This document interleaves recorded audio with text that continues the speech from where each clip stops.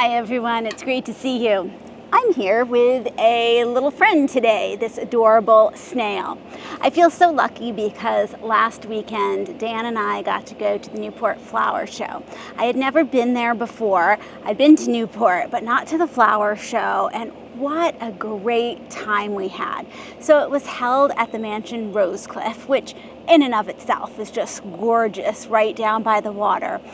There were beautiful flower arrangements, and I really wanted to get some inspiration. And I really think I walked away with a lot of good ideas of what I want to do for my garden. Now, that sounds almost silly because the Rosecliff garden is like huge.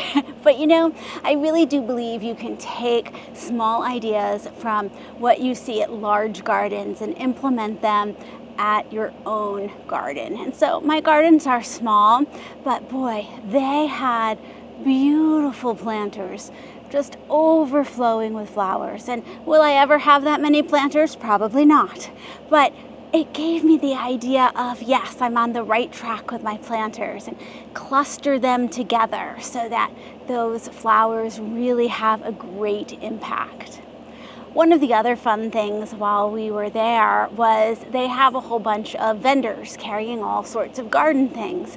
And there was this one vendor who did metal work. And I don't really have a lot of garden art in the garden. I like things pretty simple. I like to focus on the flowers, but this snail is just adorable. And it made me think, you know, here and there, a little hidden piece of garden art sort of brings out your personality and is a nice little surprise, even if you're like me, who's not into garden art as much as some other people.